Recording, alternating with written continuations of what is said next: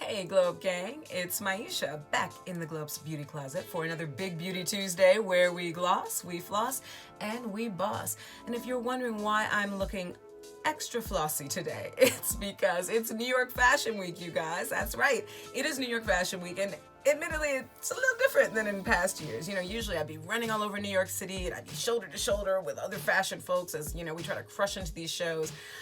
This year, I am watching it all from the comfort of my own home, thus my silver pajamas.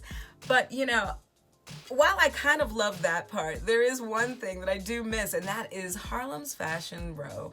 Their annual gala is the event to do every year. Last year, we were celebrating it on top of the World Trade Center. This year, we're celebrating virtually. And thankfully, we have Brandis Danielle, founder of Harlem's Fashion Row, to tell us all about the new virtual experience. It is so great to have you back on the Glow Up for another Big Beauty Tuesday, and I don't think you've joined us here before. We've spoken to you in different formats, but this is your first time at Big Beauty Tuesday, so welcome. I'm excited to be here. I'm excited too, and I'm also excited because we are smack dab in the middle of Fashion Week. It's New York Fashion Week, and usually I would be running into you as we zigzag across town, trying to get from show to show. But this year, things are a little different. As we know, 2020 has presented some challenges.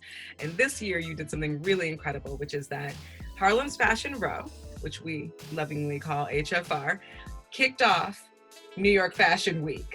I mean, come on. It's a big deal. So on Sunday, you kicked off, it's like you and Jason Wu were the only things that went on that day. So it was a day entirely of designers of color, which in and of itself is incredible.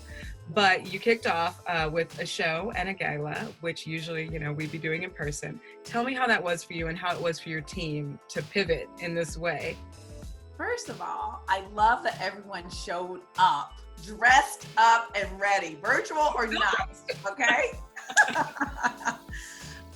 It was great to be able to pivot from physical to virtual. Like sometimes we think, the experience won't be the same, but I really felt like, you know what, we just went global overnight, right? So going virtual for us meant that people from South Africa could join, people from Germany, people from London could join. So we really looked at it as a really great advantage for Harlem's Fashion Row. And as we looked at how we were going to shoot this event for virtual, we decided to do it in a way that felt kind of documentary style. We invited a lot of our friends from the industry to be a part of the event on Sunday, which everyone hopefully got to see. If you're not, there's still an opportunity to see it.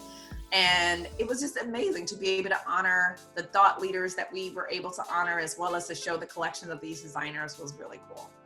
Again, you have brought so many people up through the ranks over the years, and some of them are doing some amazing things. So tell me about the 3 designers that you featured on Sunday night. So excited. So we've got Christian Loren, who we showed, who has this super whimsical collection. Bloomingdale's actually picked up her collection last year. And so we worked with her on other projects, but this is the first time she showed in HFR.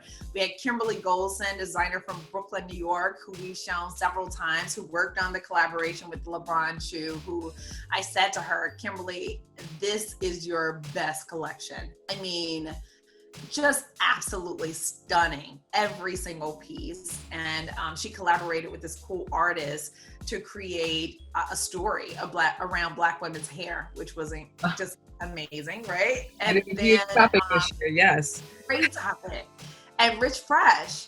And Rich Fresh is a designer out of LA whose dresses Lena Waithe, he's dressed Dwayne Wade, Gabriel Union, and so many other designers. He has these really amazing suits that he does.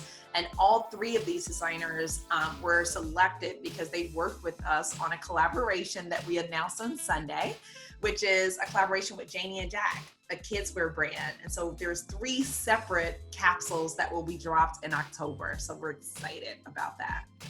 Obviously, and as you've noted, we are doing this year against the backdrop of not just a pandemic, but major civil unrest and calls for racial and social justice.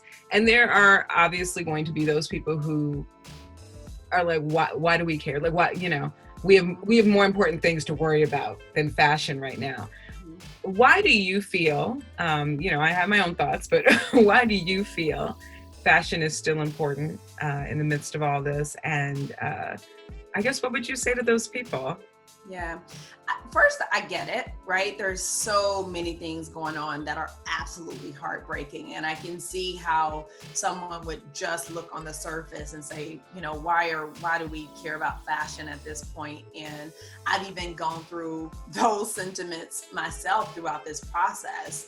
But it's not the fashion that we're really pushing in this case. It's really the design entrepreneurs. And if people could understand that, yes, this designer is going to post their dress, right?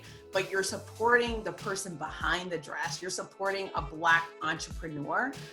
That's the piece that I really want people to see, because I remember designers posting pieces at the top of the pandemic and people going, why are you posting a dress? And not really fully understanding that this person is an entrepreneur. This is their livelihood. This person has a child and their business takes care of the child. This person has a team and that business takes care of the team. Going virtual this year, what did it teach you and how did it inspire you about the future of fashion and Fashion Week? I think sometimes we get so caught up in doing things one way. So it was really fun for us to think about, okay, what does it look like for us? And if you've been to our events, so when you come through the room, it's about feeling the energy, right? You feel the energy, you feel the love, it feels like the Black fashion family reunion. It really does. Right? And so it was like, how do we recreate that in a virtual way? And that was really a lot of storytelling. We brought on some of our favorite fashion friends to be a part of that event, such as Bevy Smith and Dapper Dan and Lori Vice and Misa Hilton.